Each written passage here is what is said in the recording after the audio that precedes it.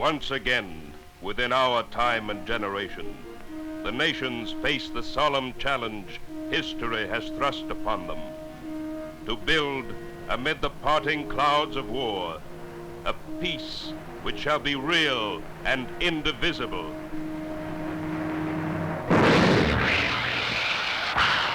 Still vivid in the mind of millions is that other victory that was to end all wars. Still vivid those spectacles of 27 years ago when the men came marching home to a world made safe for democracy.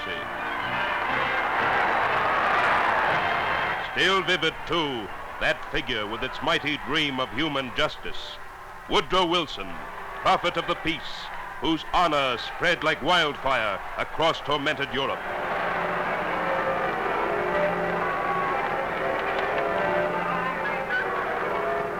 Wilson, who called upon the world to renounce war forever as a means of settling disputes. And many there are who recall the hope that greeted the founding of the League of Nations with its great new concept of collective security against attack. For surely a new understanding had dawned when so many nations could declare, if any member of the League resorts to war, it shall be deemed to have committed an act of war against every other member. And they recall as well how there slowly dawned instead the bitter truth that in a world of deeds, the only weapons of the League were words.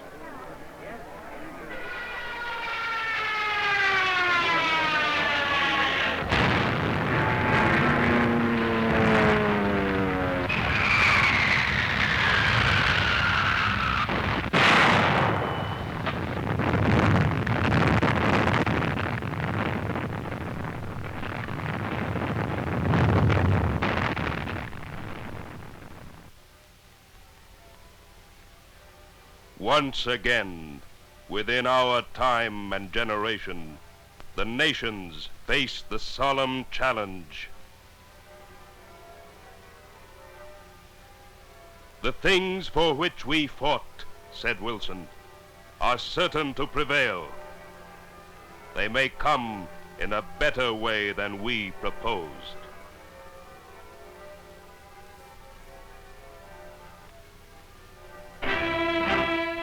At Dumbarton Oaks, near Washington, in August 1944, a conference took place among the four major allies of the Second World War.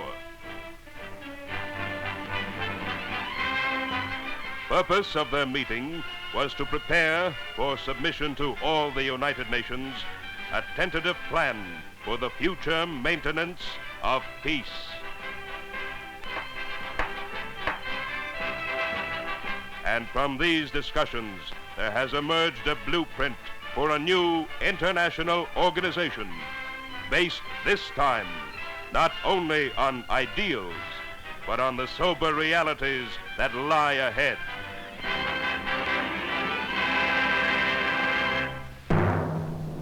The post-war world this plan envisages will be composed of separate sovereign states. Among them will be the United Nations, first members of the new organization. And among these, in turn, there will be 5 great powers, the Big Four and France. Like the League of Nations, the new world body will have a General Assembly, but the actual task of peacekeeping will be in the hands of a smaller Security Council, of which the 5 great powers will be permanent members. For as they looked back at the past, the delegates saw good reason why those responsible for law and order should be relatively few. They remembered Japan's attack upon the Chinese province of Manchuria. And they remembered how Nippon's spokesman arraigned before the full assembly of the League well knew that too many of his listeners had other things to think of at the time. For in that year of 1931, hunger and depression at home loomed larger in the minds of many statesmen than troubles far away.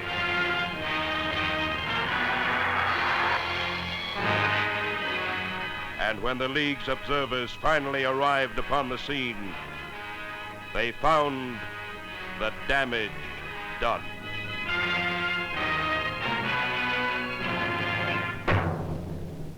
To give the new Security Council power to deal with breaches of the peace, the planners of Dumbarton Oaks proposed that it shall be free to act anywhere in the world at any time.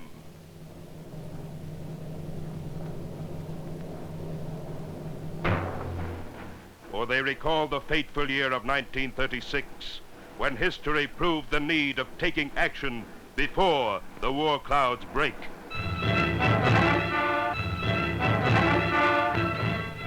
For it was then that the armies of the Spanish insurgents launched their revolt against the government and swiftly turned all Spain into a battlefield.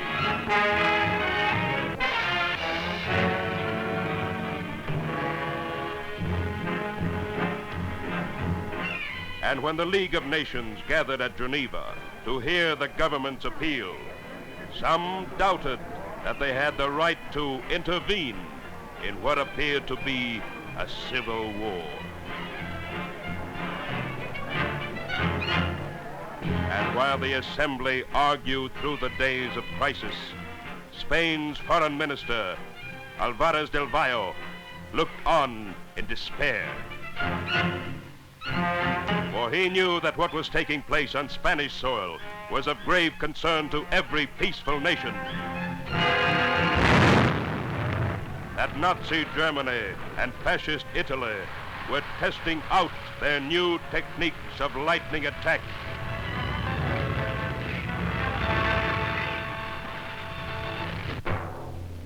To ensure that the Council's power shall be instantly effective, it is planned to place at their disposal a special group of military experts, a body not unlike the Committee of the Allied Chiefs of Staff, which has so ably unified the strategy of the United States and Britain in World War II. For at Dumbarton Oaks, they recalled another grim event that showed the need for unity of purpose. They remembered the time when Mussolini's legions marched from Rome to conquer for their master a place in the sun in Ethiopia.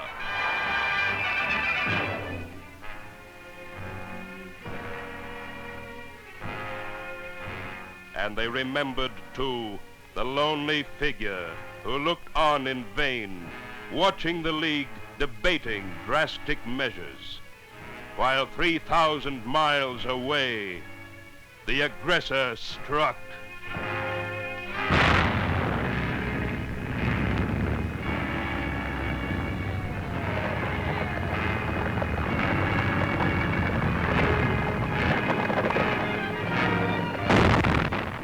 And with the lessons of this war in their minds, they realize that future aggression, if it comes, will come with terrible violence and without warning. And for this reason, they proposed that the foundations of tomorrow's peace shall rest upon preventive military power.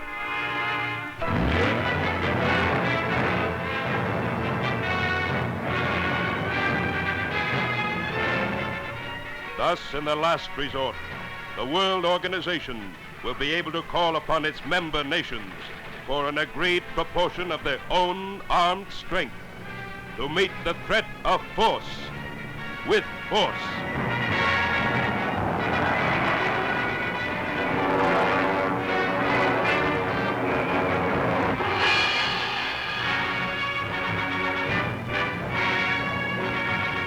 Such is the plan for the maintenance of law and order in our time. Not sketched upon a dream, but reasoned from the stern realities of history.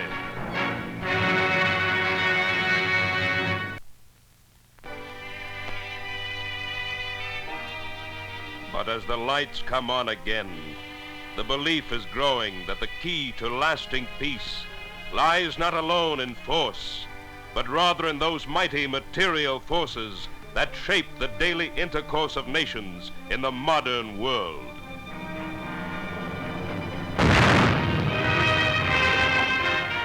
Everywhere it is being said that only a new vision of the earth itself and its abundance can secure the human contentment so vital to goodwill between the peoples.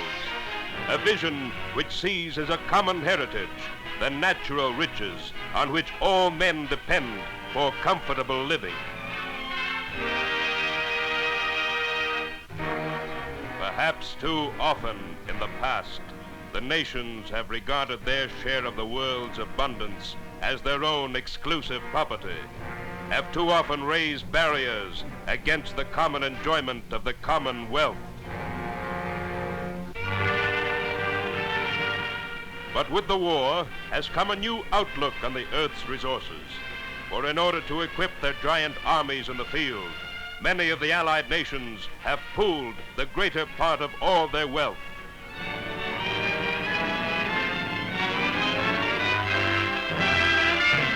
And they say today that only such a policy of mutual aid for mutual advantage can ensure the plenty so essential in the peace to come. For this reason, the new international organization will survey the world of daily work and will elect a special council to promote economic cooperation between all the peoples of the globe.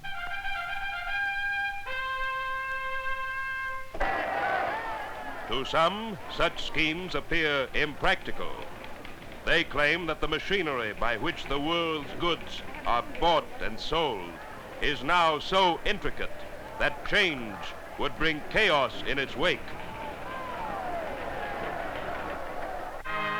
But already the United Nations are taking joint action in 3 great fields of reconstruction: relief and food and money. From liberated areas, reports are coming in of living standards perilously low, of hunger so acute as to endanger political stability, of misery and sickness so widespread as to cause apathy and even resentment towards overtures, however friendly, from outside. In setting up the organization known as UNRWA, the United Nations have recognized it as a task of common world interest to bring relief to devastated lands. And there is now flowing to the ports of Europe a steady stream of food and clothes and medicine.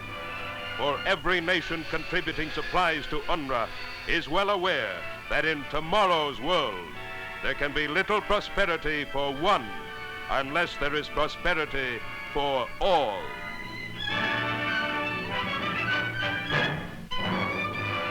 Meanwhile, UNRWA is grappling with an even graver problem: the care of some 20 million people whom the tide of war has swept from hearth and home.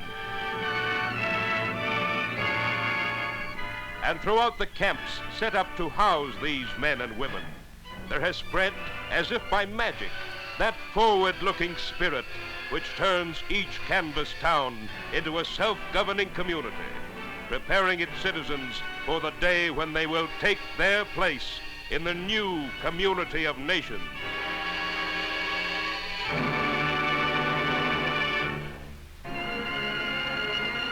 Turning to another field of human need, the nations are now seeking to banish forever the ravages of hunger, which can lead so easily to war.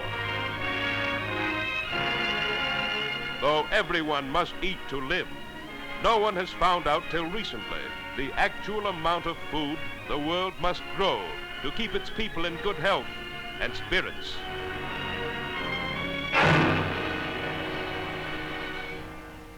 And there are very few who have even been conscious of the terrible reality that 2/3 of the human race has always lived on the verge of starvation.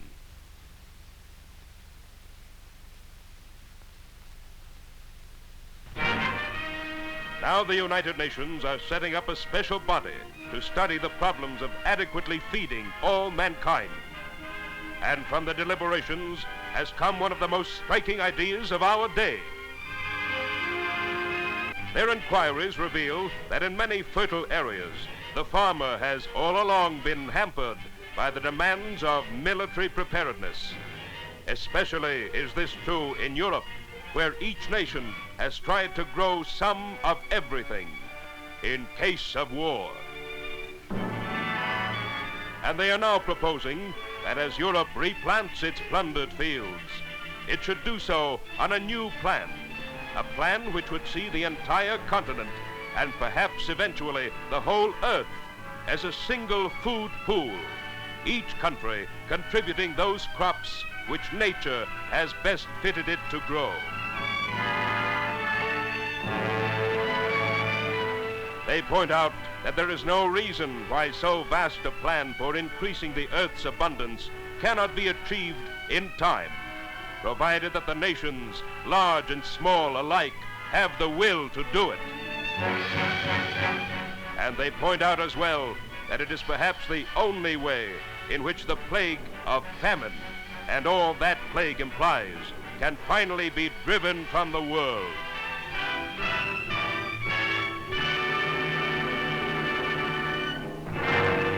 But experts say that such a plan could never succeed until the people's power to purchase food is everywhere increased.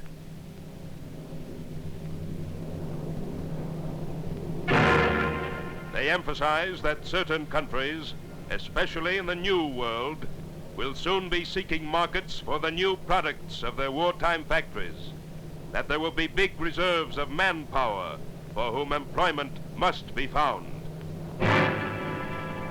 At the same time, other lands in Europe and in Asia will stand in dire need of machinery for reconstruction and might even be unable to secure it because they lack the ready funds to pay. At the Bretton Woods Monetary Conference, economists met from all over the world to find ways of bringing buyers and sellers together in the post-war years.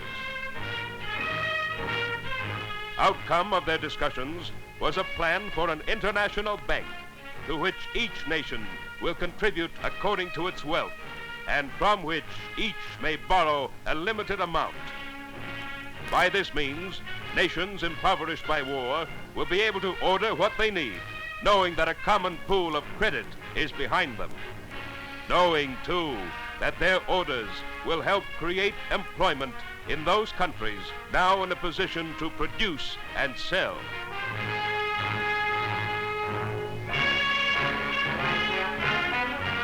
So as the nations face the labors of the days ahead, they are seeking to share a common purpose in the peace, even as they share the common perils of the war, seeking to create for mankind everywhere that measure of material plenty without which none can live today in lasting friendship with his fellows.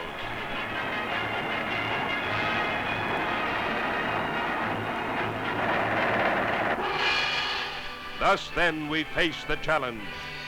For the maintenance of law and order in our time, we look principally to those great powers whose military might best fits them to enforce it.